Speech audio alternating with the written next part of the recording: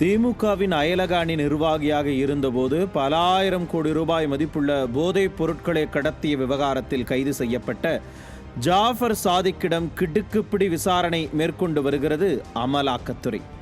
முதலமைச்சர் ஸ்டாலின், துணை முதலமைச்சர் உதயநிதி, எம்பி கனிமொழி, திமுகவின் உயர்மட்ட நிர்வாகிகள் பலர் என்று பலரோடும் எடுத்துக்கொண்ட புகைப்படங்கள் மற்றும் காட்டிய நெருக்கம் ஆகியவற்றால் இந்த விவகாரத்தில் இவர்களும் ஒருவேளை சம்பந்தப்பட்டிருக்கிறார்களோ, இன்னும் யார் யாருக்கெல்லாம் தொடர்பு இருக்குமோ என்ற சந்தேகம் வலுத்து கொண்டே இருக்கும் வேளையில் ஜாஃபர் சாதிக்கிற்கு இந்த திமுக அரசாங்கம் எப்படியெல்லாம் உதவி இருக்கிறது என்ற உண்மைகள் ஒவ்வொன்றாக வெளியாகி கொண்டிருக்கின்றன.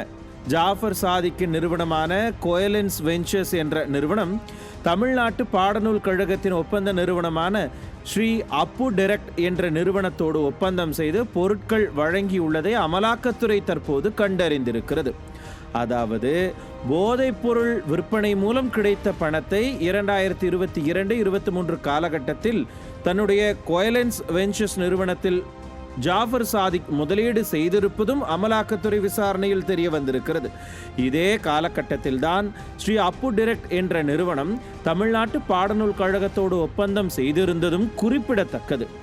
இந்த ஒப்பந்தத்துக்கான பொருட்களை வழங்கியது ஜாஃபர் சாதிக்கின் கோயலன்ஸ் வெஞ்சர்ஸ் நிறுவனம்தான்.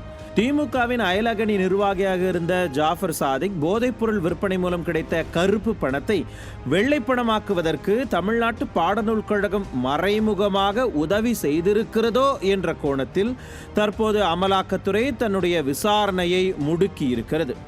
இந்த விவகாரத்தில் உண்மைகள் வெளியானால் தேசிய புலனாய்வு அமைப்புகளின் பார்வை திமுகவின் முதல் குடும்பத்தின் மீதும் முக்கிய நிர்வாகிகள் மீதும் விழும் என்பதால் அஞ்சி நடுங்கிக் கொண்டிருக்கிறது ஒட்டுமொத்த திமுக கூடாரமே. இந்த போதைப்பொருள் விவகாரத்தில் திமுகவின் மிக முக்கிய புள்ளிகள் பலரும் கைது செய்யப்பட வாய்ப்பு இருப்பதால் தான் நடுங்கி போய் இருக்கிறதா திமுக? கருப்பு பணத்தை வெள்ளையாக்க தமிழ்நாடு பாடநூல் கழகத்தை பயன்படுத்தினாரா ஜாஃபர் சாதிக்? ஜாஃபர் சாதிக்கின் இந்த சட்டவிரோத பண பரிமாற்ற நிகழ்விற்கு துணை போயிருக்கிறதா திமுக?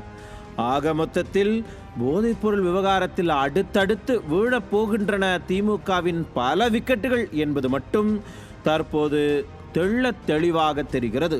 நியூஸ் ஜே செய்திகளுக்காக இணையாசிரியர் மனோஜ்குமார் கோபாலன்.